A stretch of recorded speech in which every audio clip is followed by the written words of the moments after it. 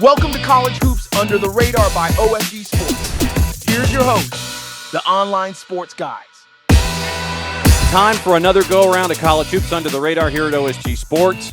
And we're not even going to run an open. There's no cold open. There's no talking. There's no monologue. There's no nothing. We are wasting absolutely zero time here in the A block. And batting leadoff for us, Adam Epstein from 910 and 105.1 The Fan up in Richmond because he knows a lot about VCU. Adam, thanks for being a part of the show and batting leadoff. You are our Ricky Henderson this week. I'm looking forward to it, man. Let's go. I know everything about 810 and VCU hoops, man. All right, so what we traditionally do is we stay away from the power conferences because when you're filling out your bracket, you're looking for those teams that might be making noise, might have a chance to get into the tournament, might sit there and get you some points if you go with the 12-5 or a 4-13, something like that. And in the A10, I wanted to kind of hone in on VCU 19-5 coming out of the blocks when you and I are recording this. What were the expectations coming into this season in a traditionally tough conference? Absolutely. The coach, Ryan Odom, made it very clear in his first conversation with the media this season that the expectation and the goal was to be an NCAA tournament team. This team was seconds away last year, losing near the buzzer to Duquesne in the A10 championship game. Made a decent run in the NIT, but the expectations for an NCAA tournament team once they brought back 65% of their production offensively, which you just don't see in the era of the transfer portal. And that was highlighted by Max Scholga turning down Villanova to come back to VCU. He was an all A10 first team tournament team player, and he has picked up right where he left off. Same with Joe Bamisile. They did a great job in the transfer portal. Guys like Philip Russell and Jack Clark. Philip Russell, 5th year, ton of experience. Jack Clark, year 7. Was actually a starter on the Elite 8 squad for Clemson the year before. So he comes with a wealth of experience. And with that much experience coming in, they actually had to put Zeb Jackson off the bench. That plus the fact that he started the season with an injury. So that's one of your captains coming off the bench. Not many teams have that kind of production off the bench, a guy that they can rely on offensively and defensively. And so I think the biggest thing I've noticed this year was last year was year 1 for Ryan Odom. The emphasis was offensive side of the ball. He's an offensive coach. We're going to score. We're going to make sure we're an efficient offense that gets good looks. This year, they've made major improvements on the defensive end. You know, guys that know about VCU and Ram Nation know about a return to havoc, right, with the full court style pressure that they've used this season to force turnovers in the backcourt. And so, you know, with their ability to hit threes and the way the defense is playing, this is a team that could be into the second weekend of the NCAA tournament. You have not, meaning VCU, you haven't lost at home this season, 12 out of the 20 wins. You're 12-0, and you look at where things are right now. It's George Mason, VCU, and then there's a couple of games in the gap in the standings before you get to Dayton and St. Louis and Loyola Chicago, St. Joseph's beating each other up trying to get to the 3 seed and all this kind of stuff. When you look at the A10 in general, how much of a pain in the ass is an A10 team going to be regardless of who they are in the tournament? Yeah, absolutely. I mean, I think this conference did a lot to improve from top to bottom this year. I mean, you look at Richmond was at the top of the conference last year. They're near, at the bottom right now. So I think it's improved from top to bottom. They didn't do enough in out-of-conference play. They tried with the way they scheduled things, and Dayton did enough, and then they ended conference play and completely fell off. VCU had their opportunities in Charleston. Against Nevada, you win that game, you're probably a lock. Against Seton Hall, that loss is really hurting them. They had a true road test at New Mexico. They fought hard at the pit but lost. That was their big opportunity to earn a win that would have gotten them as a lock for the NCAA tournament. So, it's a shame that the A10 is being treated so disrespectfully around the country. If you're not in the SEC, nobody talks about you, it seems like this year, which is so frustrating. But like VCU absolutely could win multiple games in the NCAA tournament. George Mason's got a great coach in Tony Skinn and a really good inside-out presence with probably the best center in the A10 this year and some three-point shooters around the outside. St. Louis has a veteran squad and a coach that made noise in the NIT last year at Indiana State. We all kind of fell in love with Robbie Avila, who they called Larry Nerd. He's played in the A10 this year and been really good. Loyola Chicago, Dayton, a few other good schools. And, St. Joe's has probably the best backcourt in the A10. We haven't talked about them yet with Eric Reynolds and Xavier Brown. So there's a lot of teams that could make some serious noise in the NCAA tournament if they get that opportunity. I just don't think that's going to happen. I think the A10 is going to be unfortunately, probably a one bid lead. There's just no respect for the A-10. I mean, there's no respect for even the ACC this year, which is kind of crazy. It just shows you where all the money is in the SEC. That's, the conference is going to get all the teams in. You look at the bubble, they're going to choose like a Vanderbilt over a George Mason, and I just don't think that's the correct decision. So I think the reality for the A-10 is, like, we cover VCU here, and I do pregame and halftime. We've talked about it this week. The Rams are going to go undefeated. They have not lost more than one game in all of 2025. They lost at St. Louis. That was the one loss in 2025. And yet, here we are in the middle of February. They need to win out in February, win out in March, and be the number one seed going into the tournament to be a lock for the NCAA tournament. Always a tall order for the escalator that is the A-10 trying to get into the NCAA tournament. Adam, so then do you think, at least from a regular season perspective, it's going to come down to this game that's going to happen in about a week between VCU and Mason, or is that just the first step to the conference tournament to try and figure things out? Yeah, that is such a big game. It's so interesting because of how George Mason's come on so strong this year. We thought that the big game was at Dayton, that they won last Friday. But that's not the big game because George Mason's coming to town, and that's going to be a battle for first place in the conference. And so, if VCU loses that game, they probably need to advance to Sunday's championship game to be an NCAA tournament team. And so, the margin of error, that's what we've talked about, is just so slim for VCU. They don't have many great road games. Like, that win against Dayton on the road was supposed to be the win that makes you an NCAA tournament team, but Dayton's so far down the standings that it was just like, well, at least you didn't lose that game.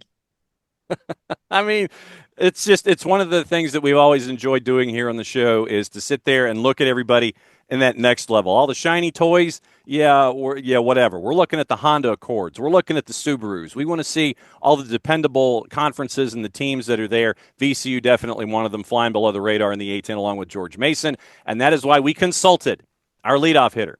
Adam, give me the promo one more time so folks can catch up with you, whether it is middays or pregames. Absolutely. 910 The Fan, not 105.1 FM, and always available on the go with the free Odyssey app. You can also check me out Saturday mornings in the nation's capital, Washington, D.C. I do Saturdays from 9 to noon. And anytime you hear VCU basketball on The Fan, I'll be doing pregame and halftime coverage. We'll be going up to Washington, D.C. to cover the A-10 tournament March 12th through 16th. And hopefully, I'll be following the Rams in an NCAA tournament run as well.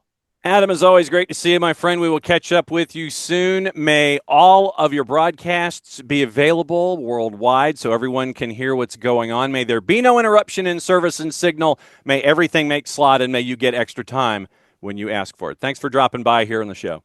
Thank you so much, man. I appreciate it. This was fun. Wilkie and Phil, bracketology, coming up B block after this. The online sports guys would love to hear from you. Check out our X page, formerly known as Twitter for a Rant.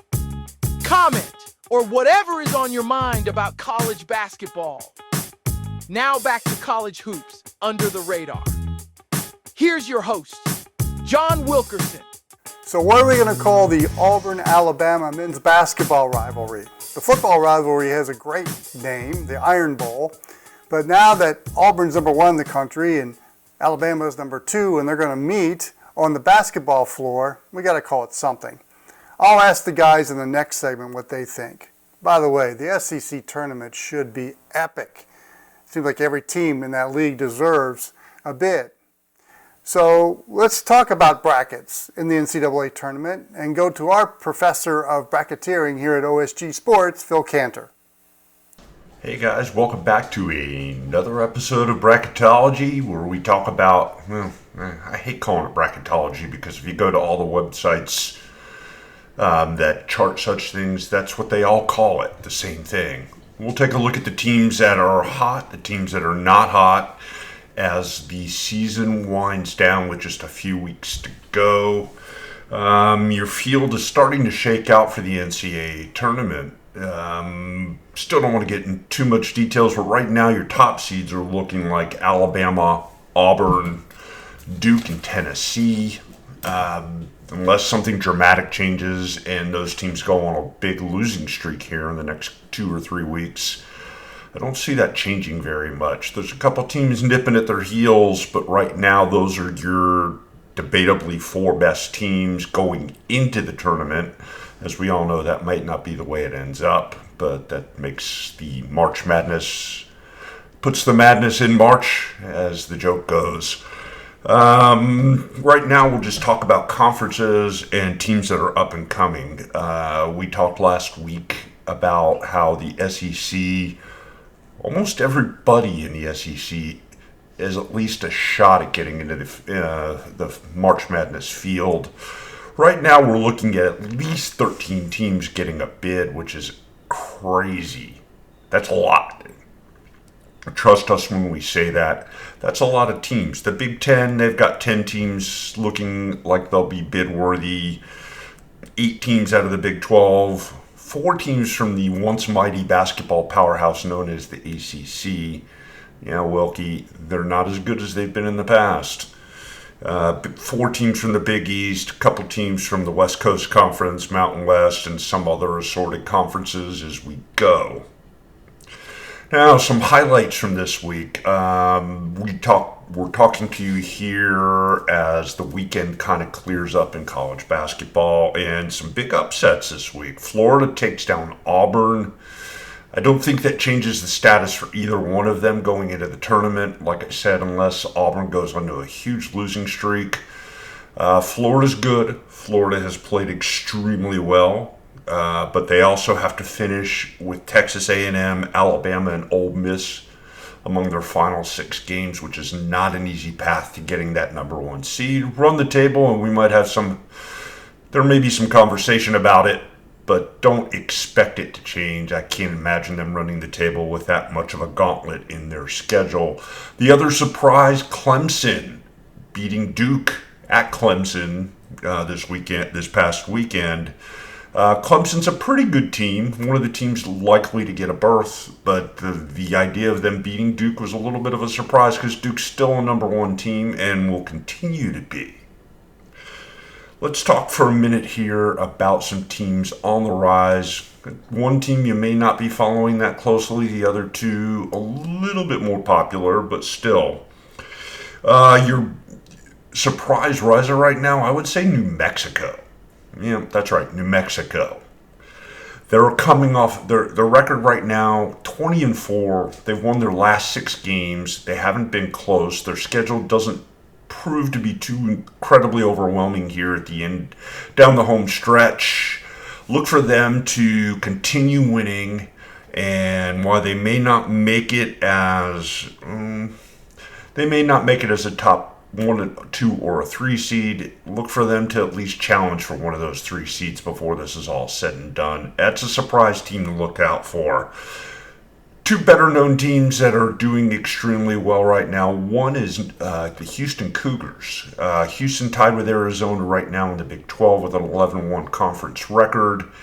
They have played extremely well, but they finish with one heck of a gauntlet. Between their games with Arizona, Iowa State, Texas Tech, and Baylor, that's not an easy way to finish the season. Look for them to at least lose 1 or 2 of those games. I don't think that number 2 seed's in jeopardy. Win them all, and yeah, you might be talking about a team that could be a number 1 seed. The other team that's kind of on a roll, particularly since their head coach Mick Cronin kind of called them out publicly here at the end of last year, criticizing their effort, that's the UCLA Bruins. The Bruins went from being 11-6 and a bubble wrap team. They've reeled off 7 straight wins. They're 18-6, and they're looking at a pretty easy schedule to kind of finish up the year. Their toughest games would be Illinois, Purdue, and Ohio State. All teams that likely will make it into the field, but not teams that are going to be particularly highly seeded in that field. UCLA keeps winning. They could keep climbing the board. Easy for me to say. So those are kind of some teams to look out for, some things to look out for here as the season kind of winds down. We've only got a couple of weeks left before we hit conference tournament time. And as we know, once we hit tournament time, both at the conference and in the March Madness level, anything can happen, and more than likely, it probably will. with that, we'll sign off for this week's update on who's hot and who's not, and toss it back to John and Wilkie. And so you now have the three amigos here for the final block. We're going to go through some things and take a peek at some of the conferences. It was great to catch up with Adam in Richmond. And now we have our resident bracketologist. Yes, and I thought it was three Johns talking hoops. Whoa.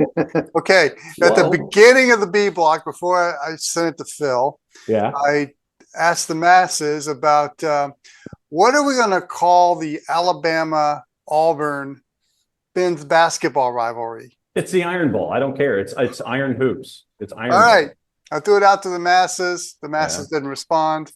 So I threw it out to you guys. No, it's Iron Bowl. There's no, I mean, I talk to alums and it's Iron Bowl, Sly. That's what they tell me. Ever get kicked in the head with an iron boot? Look, I've got an alum in the house. What the alum says goes. You know what I'm saying? Okay, we'll defer to the better half on that one. So we'll call it the Iron Bowl. But there you go. I tell you, this is a huge event in Alabama. Who knew that number 1 Auburn and number 2 Alabama would meet in an epic game for the SEC supremacy and national supremacy? It just tells you how much things have changed in the SEC, where basketball is now as high profile as football and on an even plane. And I also mentioned in the B block, how epic is the SEC tournament going to be? It's about time it became an epic. As I sit here and scan and look at the ranked teams, is there like 28 ranked teams from the SEC currently that are maybe an even number 30? They probably cleaned half the HCC schools that are 9. Good. Half of the Southeastern Conference is ranked. 1, 2, 3, 8, 19, 21, 5. Get this. The 5th ranked team in the country is 7th in the conference right now. And then you got 15 and 22 below that. So yeah, good luck on that tournament. And if you look at the KenPom index, I mean, it says a lot. And I know, John Fox, you've been studying that one. Yeah. So in your backyard, I was taking a look at, to me, what is an interesting case for the committee. Georgia, of all things, 4-8 in the league, 35 in the net rank, 40 in KenPom. So when the committee goes to evaluate which at-large teams get in, where does the conference record fit in all that versus the overall? And that, to me, is going to be, you pair that with something like, well, I don't know, the Anteaters of UC Irvine, who were 20-4 overall, but in the mid-60s, the net and KenPom. Yeah, if those two were in the at-large pool, where does the committee go? That's interesting to me. I mean, come on. I mean, you know that they're going to go with Georgia. I mean, come on. It can't be, as much as I would love for UC Irvine to be a part of the dance, so I can yell zot, zot, zot and wear my Anteater three-quarter length baseball shirt. You know it's going to go to Georgia. Come on now. True, but Jon Nelson, you and I know the Georgia men's basketball fan base, and it's kind of apathetic. That is true. It's probably as passionate as the Irvine fan base. Whoa. The Irvine fan base might be smaller, but a little more vocal. There is an old Latin proverb. Parvus sed potens, small but powerful. That is your fan base in places like UC Irvine, my friend. Don't you dare. I think. I'm not putting them down. I have my challenge for next week is to try to find the voice of the UC Irvine Anteaters and have him on the show. That's the challenge. I might be able to help you with that. Oh. We'll talk offline. Okay. What other topic? I mean, I have my conference standings here, and I was going to buzz through what, Sly was talking about and figure out, okay, 1 versus 2. And we talked about the West Coast already. So figure we might put them to the side as like a 38 team bid deal themselves. But I mean, look at, and as I said here, and circle back to it. St. Mary's at 12-1, San Francisco 10-3, Gonzaga 9-3, Santa Clara 9-5 at 17-10, Oregon State hey, nice beaver. That 7-5 and 17-8. So I mean, are you looking at 5 out of the West Coast right now because that's 500 in conference? Probably not 5. John Fox, I texted you over this earlier today. I'm really impressed how strong the West Coast Conference is in the KenPom Index. Yeah. And you mentioned Gonzaga and St. Mary's, the household names out of that league. You got San Francisco and Santa Clara also with strong numbers on the KenPom. And I would say right now, of course, we got to play the conference tournament, right? And that seems to make an impression on the league. You got to pass the eye test, especially in late February and into March when you play your conference tournament. But I would say right now, that conference has got 4 bids, and they may have a couple of teams in the Sweet 16, just depending on how the bracketing goes. But that's a strong basketball league, and it's just getting stronger. Yeah, despite no one wanting to play them, I mean, Santa Clara is in the mid 50s in the net. San Francisco's in the low 60s. Oregon State's up there too. Yeah, they're slightly lower. I did the analysis down into the mid 60s. Oregon State isn't quite there yet, although they're. That's why I'm curious with you.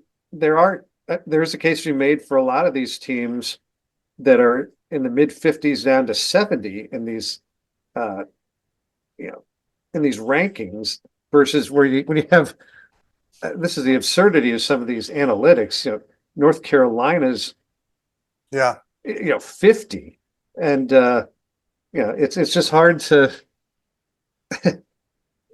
it's hard to believe that you would take North Carolina purely on analytics in this sort of environment, but the committee's done worse. True, but Carolina's just not passing the eye test. Let's watch them against Clemson, and it was just again, that is a Carolina team I just don't recognize. There's no star power. I mean, it's just a different breed now. We're in the baby blues, and they're NIT bound right now unless they put together some kind of run here and win the ACC tournament. That's really kind of all they have. Really all they can do to perhaps make the field. I'm curious to see how many spaces, at-large spaces, will be evaporated by the big boys. I mean, right now the SEC has got a strong case to put almost double digits in the tournament. Yeah. The Big East does not necessarily double digits, but they've got a case to put a lot of teams in. And if you watch that St. John's Villanova game on Friday, boy, did that remind you of the good old days of Ed Pinckney and Chris Mullen and Bill Wennington battling it out. I mean, that was an epic game that I was just latched on to the whole time. And we're getting to that point in college basketball. But, with the big leagues, especially those two, how many bids are going to evaporate away from some of these smaller conferences that really have the strength of numbers, if you go by the KenPom, to be able to get in? A lot. Yeah, this to me is an incredible test case now with 18 teams in the Big Ten and additions to the ACC and Southeast Conference, and how many at-large bids that the committee is willing to stomach, and how many in the Mountain West, West Coast Conference, et cetera, get left out or are able to sneak in because teams just have bad records in their league because they're so tough. But then you get back to the ACC argument, Sly, where you got teams that are average. They're bologna sandwiches without mayo or mustard. And do you take? Do we start to apply what we did during football season? Do we apply it to the television program that is March Madness? Do we start to sit there and look at big names and go, well, you got to have a North Carolina in, even though, you've got a three, or you go to multi-bid league, would you rather have North Carolina in the tournament for people to watch, or would you rather have the University of San Francisco in for people to watch? I think that we're getting to that point now. Do we need to start putting that argument in when it comes to filling in these at-large spots, when it comes to conference name and who you are as opposed to what you did? Absolutely. And I think another example is right behind John Wilkerson's left shoulder. Arkansas really has not played well at all for most of this season, but their analytics suggest, they're 41 in the net and the KenPom, that if someone wanted to make an argument that they should get an at-large bid, as bad as they've looked, just to have Calipari in there. Oh, see, you could certainly pull it off. That's your drawing card. Yeah. That's, I mean, if you're programming a television series, then what do you want? You want John Calipari. You absolutely do. So I could see them looking at that as a defining factor. And I will guarantee you that you're going to have just as many pissed off people on Sunday when they're starting to look at their brackets. You're going to have so many that we focus on who are going to be pissed off because you're going to see the bigger names getting in for name brand, whether it's the coach or the team. This is going to be an interesting look for this field of 64+4 as to brand names versus records. I'm going to be intrigued by this whole thing. Well, John Fox, you bring up the Razorbacks. Yeah. That win over Kentucky kind of got them back on the stage there, and they backed it up by beating Texas at home. Look, they played well against Alabama. Alabama just got better horses right now than Arkansas does at Bud Walton Arena, but they beat LSU at home. Now the A&M game comes key, and then you go to Auburn. I mean, that stretch was kind of going to make a break. I don't know. It's hard for me to say if the Hogs are going to win against Auburn. They'll probably play a pretty tough game. I didn't think they were going to win at Kentucky, but they did. But that Texas A&M game is probably the one that you can point to that either make or break the Hogs, whether they'll get into the tournament as an at-large, because that A&M team is pretty good. But other than winning the tournament, it's going to be a tough road for the Razorbacks to get in. But if there's a year to be kind of on the edge right there, this is the year, because the SEC's got the full attention of the men's basketball world, which you think back to 10 years ago when that league was struggling. And I mean, it was embarrassing. And now it's the ACC's turn to be embarrassing, but it doesn't matter because of what you're trying to do to fill in these spots. Exactly. I mean, it's definitely they've definitely turned things around in that league. And, for you and me, Nelson, it's kind of nice to see the SEC now a big factor in college basketball. Well, for the boss, not necessarily for me. Well, you're an ACC guy. And I'm an ACC I'm somewhat guy. of one. And so, I have always been, and this is probably to my downfall, I've always been the romantic in the room where I want to. Oh, I'm serious. I mean, I want to see, Jerry Pym in the Thunderdome late in the year at UC Santa Barbara, and Jerry Pym, who had a great set of hair too. Yeah, he had a great fro. I mean, we were talking about lettuce the other day, and it's like, no, Jerry Pym had great salad. There's no denying that. I like the postseason tournament at the Thunderdome where you're seeing a Cedric Ceballos doing what he's doing. I want the romanticism of the 5-team league in the West. I want to see San Francisco. I want to see UC Irvine. You're looking at UNC Wilmington, who's got 20 wins, and they're probably going to be maybe a one-bid league in the Coastal, otherwise, AKA the Colonial, which is now the Coastal Athletic Association. I mean, Let me be selfish. I want to see my Missouri State Bears back in I don't when blame you. Charlie Spoonhour was were raging down the sidelines. Oh, I know. And I mean, the Horizon, which is traditionally one of those pain in the ass conferences. Cleveland State's got 18 wins. Our Mastodons have 18 wins and 11 in conference. Robert Morris has 19 wins, 11 in conference. And so the Horizon, which could make a point for an extra one, is probably going to get it yanked in favor of a blue blood this year. And I mean the blue blood conference, not a blue, and maybe a blue blood team. Yeah, the huge advantage for a league like the SEC is that you could play 10 games in a row against tournament type teams, and just by accident, you might win a couple. And all of a sudden, you have a couple of quad one wins just because the other team is exhausted or is at the end of a road trip or whatever it is. And your numbers get inflated just because of the strength of the league. I'm with you, John. I like that having more bids in the other leagues, but the reality is money talks. So I was going to say, this is the reality. Money and ratings. Yeah. These days, and people want to see North Carolina and Arkansas. You want that as an 8-9 North Carolina and Arkansas in round number one, you'd probably get it. By the way, Jon Nelson, you brought up Cleveland State. And back when they were a rival of ours when I was at Missouri State, back then, Southwest Missouri State. Mouse McFadden and Kevin Mackey. Kevin Mackey. He had Quite a character.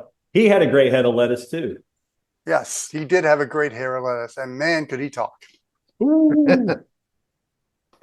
Oh, see. By the way, John Fox, you saw an epic game between Cornell and Yale. Oh, yes. Thanks for the photos, by the way. Yeah, it did fill up nicely by game time, but all kidding aside, I mean, John Pulikidis. Ooh. I'm not a Dick Vitale fan these days, but John Pulikidis can flat out shoot the rock. I mean, he was, guys were draped all over him at the 3-point line. He was draining him. He was step back threes. He was completely unguardable from the beginning of the game. And it so demoralized Cornell that they came to a certain point. They just, no matter what they did, they just couldn't get a stop. Their bigs got in trouble, and Yale has a 6'7" sort of burly forward, Townsend, who had 27 points. They couldn't stop him either. Yale's going to be an interesting matchup. Whoever gets, I'm assuming they're going to win the Ivy, because I really don't see anyone who could match up with them defensively in that league. And seeing them up close, I mean, whoever they draw is up against it. Yale can do a lot of things to hurt you. Teams with big size will probably give them a problem, and that'll be a determining factor. Well, when you get to March in the NCAA tournament, that's when guards take over. And just hearing you talk, John Fox, it sounds like they've got at Yale, some really good guard play that can probably win them a game or two. The Ivy League always scares the hell out of some team. Just ask Jim Herrick about that. Yeah, exactly, because they usually get like a 15 or a 14 seed. And that probably is they're way too underseeded for the tournament, and they scare the hell out of some big time program. And every now and then they'll get a win and move on to the round of 32.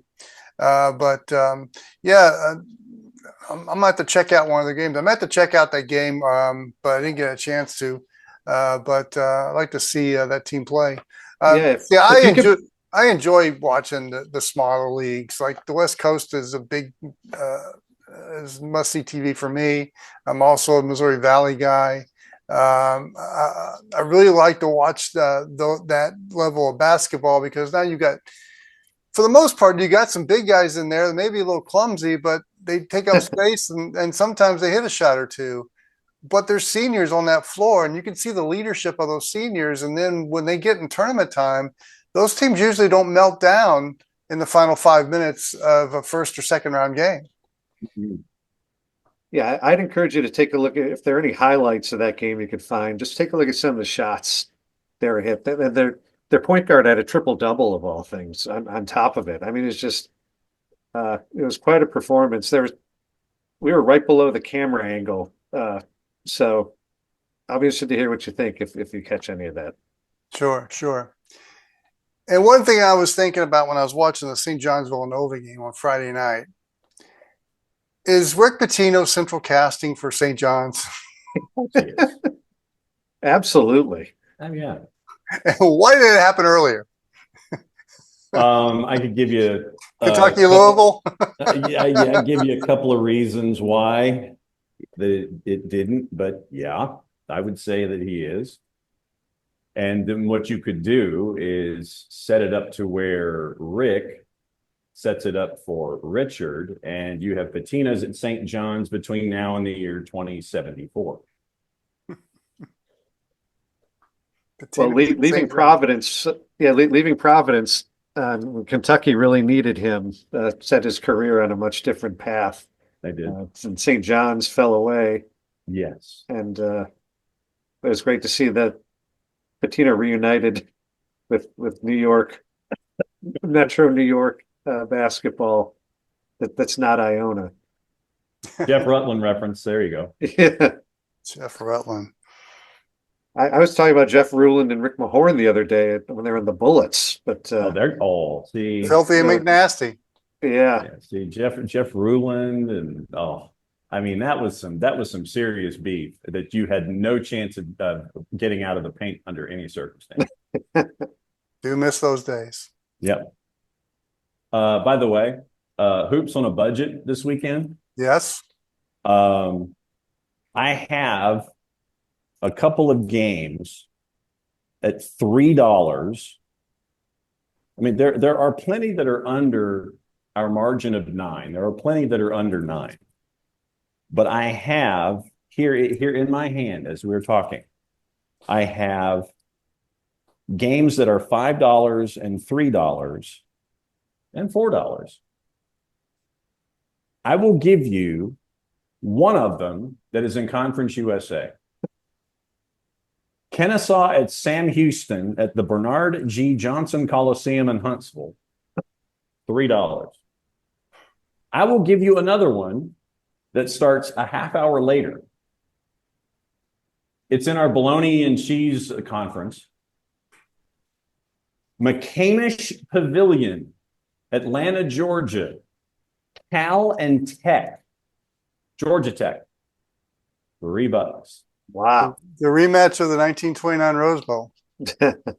And that would be far more entertaining than what a lot of folks are saying about this $3 game. So yes, go expand your horizons, as we always say. John, wait a minute. You and I got people at Georgia Tech, so we can just walk in the door. Frankly, I would probably end up going to go see Jacksonville State and Louisiana Tech in Ruston for $7. Or Stephen F. and Northwestern State for $5 at the Prather. So you're in Ruston. Will you pay your respects to the retired jersey of Karl Malone? Yes, UTSA and Tulsa. Or Popeye Jones, even. UTSA and Tulsa is $4. By the way, John Fox, do you seriously are in the central element of bologna and cheese without mayo and mustard this week? No question. Because North Carolina and Syracuse. It is a 6:00 tip on the 4-letter. And the get-in price is $1 more than the tip time. $7. All I have to say is, how times have changed. To the better. I can go see the University of New Orleans for $8. You can see UMass for $8 against St. Bonaventure. Oregon State for $5. Arizona State and TCU for $4. And a rivalry game, High Point and Winthrop for $5. Liberty and UTEP for $5. Utah Valley, Southern Utah for $7. So go find games. They're meaningful and they need your money. North Dakota hosting Oral Roberts, $4. At the Sioux Center, you know it. Get in and get it done. I'm going to go quickly to the opposite end of the spectrum just to show you what quad one games are out there for a team like Illinois. Well, first let me say that there's a VCU Rams flag there in the back on the pillow in honor of your interview earlier. But the next three games for Illinois are home against Michigan State, at Wisconsin, MSG against Duke. That is a rough stretch. Oh. That is a rough stretch. Now on the opposite end of college basketball on a budget. If you want to go to the McCarthy Athletic Center in Spokane, Washington to watch Gonzaga and Pepperdine. Wow. It's going to cost you $464 to watch the Bulldogs. Okay, so all right, so you said 464, right? Yep. So we could buy, let's see. Let's Are the Rolling Stones playing there as well that night? Well, what I was going to suggest is what we've done in the past, but I wish that there was a way to do it without service charges. If there was a game, say Pacific and Oregon State,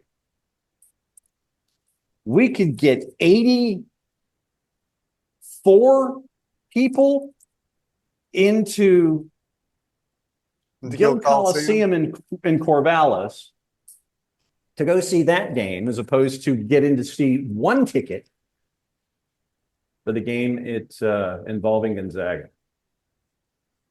Did you imagine just buying out an entire section and helping out folks for $5 a pop? That'd be epic. And by the way, John Fox, if you're going to return to your alma mater in Champaign, it'll cost you $112 to watch the Flying Illini take on Michigan State. And I guess that's because Tom Izzo is going for a milestone. Yes. Considering it's supposed to get a foot of snow here this weekend, I will happily avoid that trip and watch it here at home. February in Western New York. I love it. Yes. Mm-hmm. Oh man! Well, it was a balmy 32 in Ithaca, by the way, as last weekend. So. Sounds like a great song, hey, Jon Nelson. February in Ithaca. February in Ithaca. I think we're going to adopt Ithaca, New York, on this podcast. So, all right. So I'm thinking maybe Spinal Tap for February in Ithaca. Sure. Go with it. Nigel Tufton. Insert your tribute band here. You know it, babe. So now we're going to try and probably come up with the lyrics for February in Ithaca and have our favorite band try to play it. It'll be our theme song for the show. That's right. All right, Jon Nelson, say good night. Good night. We're done. For Sly, for Wilkie, for me, for Phil and his bracketology, and definitely, thanks to Adam Epstein up in Richmond for giving us the education at VCU. Fantastic stuff. Once again, widen your horizons a little bit, everybody. Go see these conferences because you never know when they're going to help you out in your pool. For all the Johns here, just make sure that the water goes one direction. We'll see you next week. And please like and subscribe.